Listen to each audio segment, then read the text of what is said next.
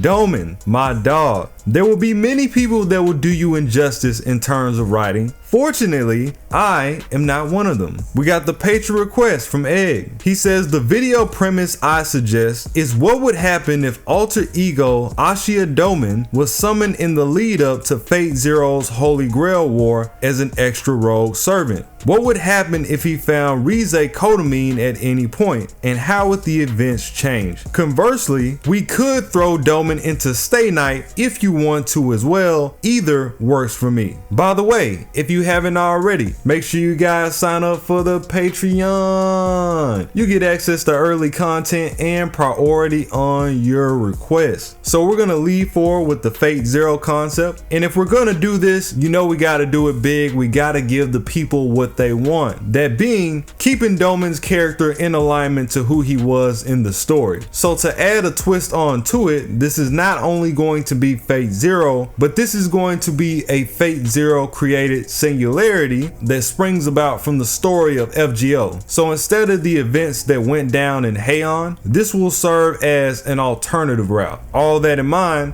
Douman has the data to know exactly what goes down in the war and what he needs to change in order to make at least some things go his way. So everything up until a certain point is the same, and then he starts off in the scene where Kanev is about to put down Rize, and from the shadow Douman emerges. Instead of Kanev being able to get that upper hand, you have Douman use his magecraft to devour Kanev whole and bring his corpse into the shadows. The reason that he decided to devour him whole is that he doesn't want to leave any traces behind that would lead anybody to suspicion. Then we'd have the butterfly effect and it'd throw the whole timeline off. And Rize has seen all of this. He saw Douman get rid of Kanev right in front of his face. And so naturally he's taken by surprise. He's trying to figure out what's going on. And this is where Douman offers a proposition to him. He knows his relationship with his son, Kirei, and he knows in part alongside the church that's one of the main reasons that he lives for, to see Kirei flourish and get everything that he deserves. And considering the type of character that Douman is, you already know he has to use that against him. So Douman tells Rize,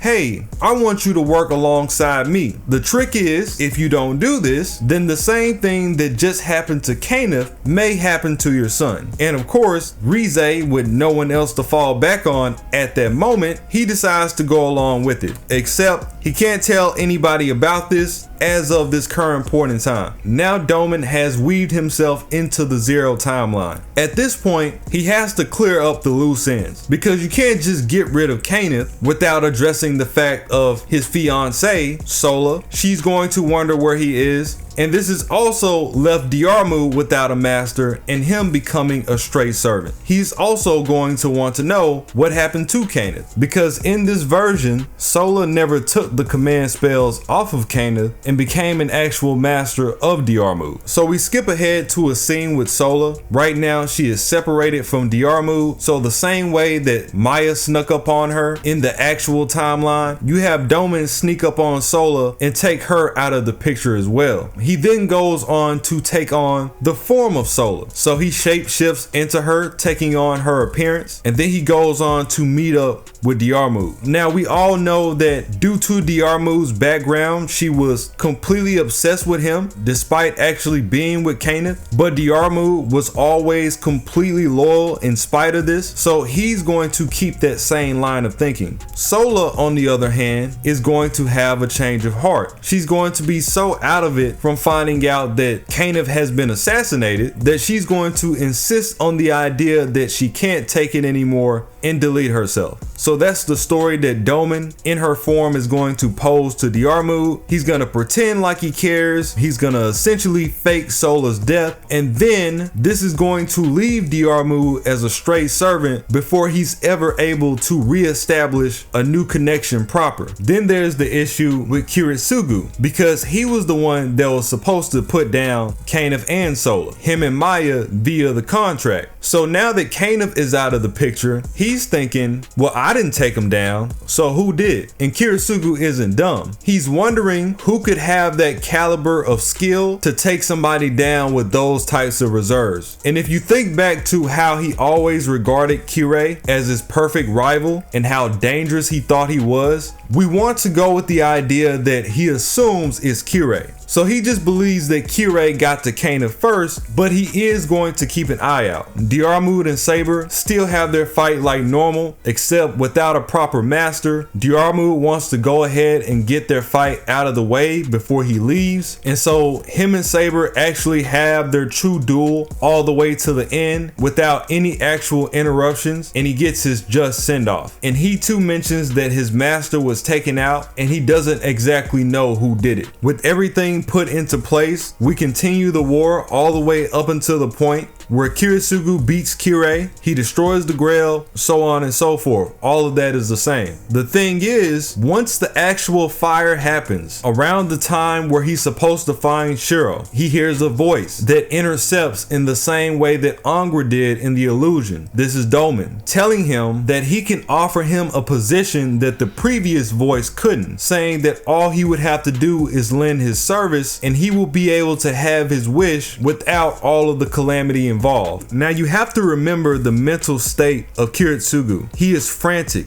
He has borderline lost it, and the only reason that he kept a little bit of his sanity and didn't go insane is because he found Shiro. So at this point in the story, he's not thinking as clearly as he normally would, because he's thinking about everything that he gave up, his family included, and how nothing came from it. And all he wants at this point is some solace or at least justification. In the case of the normal timeline, that justification was Shiro, but in this case, he decides to heed the voice's words. This is also a very fortunate situation for Douman because Kiritsugu unknowingly has worked against himself. And let me get into what I mean. The tidbit that Diarmuid gave up about his master being assassinated was something that he strictly told to Saber as he was going. So Saber is the only person that knows this, and giving a nod to the relationship that Kiritsugu and Saber had in the way that he treated her, she never got to tell him this because all he let her do was serve. And so now he has shot himself in the foot on one of the most critical pieces of information that he could have that probably would have helped him deduce who that voice was, because normally he would have put 2 and 2 together about the assassination, but now he can't do that. So in a similar fashion to the way that the Heian singularity was constructed, Douman does have access to building his own fantasy tree, and this is what he wants to do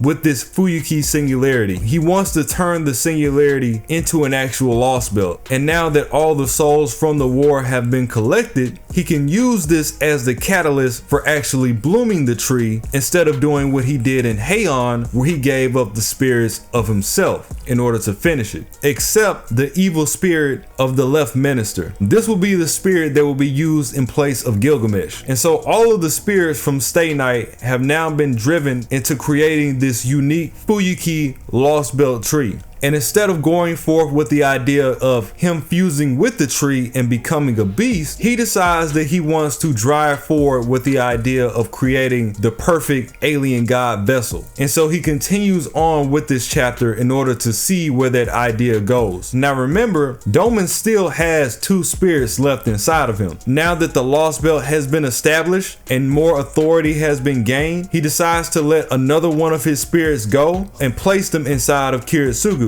That spirit being the evil god Chernobyl. Except in this case, if you look into the background of Chernobyl, he usually pops up with the white god Belobo, and they represent this sense of duality or this sense of yin yang in the character of man. Taking that into consideration, when Douman put Chernobyl inside of Kiritsugu, the possession considered that Douman's vessel was too tightly packed with spirits to bring in the other side. But now that there's more more room and a more compatible vessel, the possession has now reverted to the way that it was supposed to be, and it has brought in the white god Beelzebub into Kiritsugu as well, meaning that Kiritsugu at this point now serves as the exact person that he wanted to be, the person that's holding the scales, the actual judge of the immediate mankind. And so his mentality, the outfit that he has, all revolve around these deities that have been placed into him, and they act in accordance to not just their wishes, but his wishes as a person also. It pretty much goes hand in hand. And then on the other side of the spectrum, and I'm sure you can already see where I'm going with this, Douman uses his last remaining spirit, Ispa Papalotl, the goddess of death from Mesoamerican culture,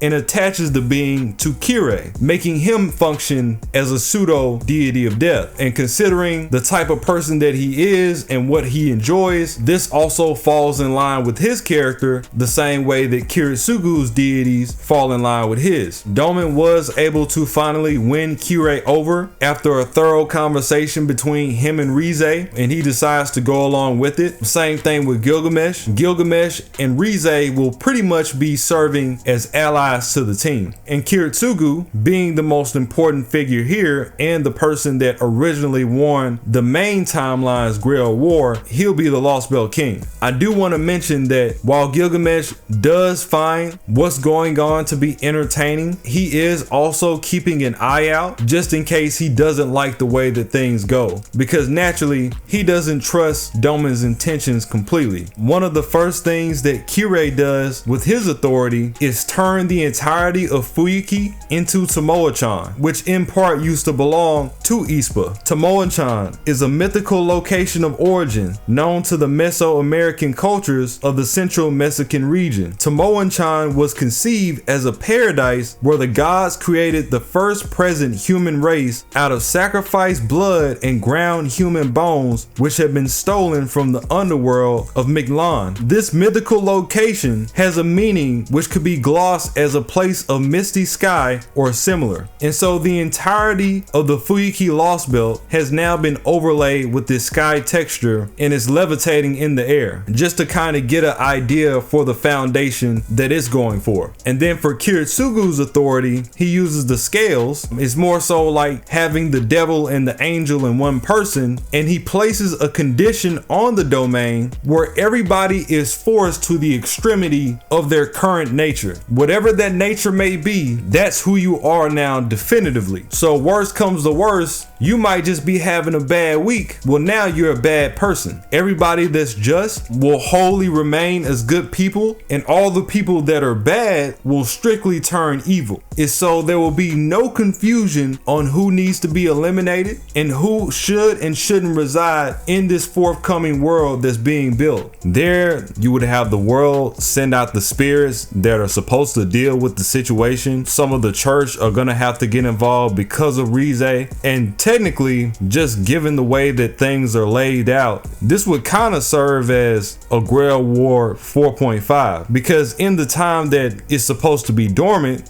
and the fifth Grail War is supposed to happen 10 years later, we still have things happening when they shouldn't be. That's pretty much the gist of how I think things would go down if he were to bring together the chapter. I do think it speaks a lot to his character and his nature of planning, how far he's willing to go, but this is just an idea with all the weaving that we know Douman tends to do. Except in this case, I'm not gonna have him out here looking goofy trying to turn himself into a beast when he never could be a beast in the first place, and we gotta get it in.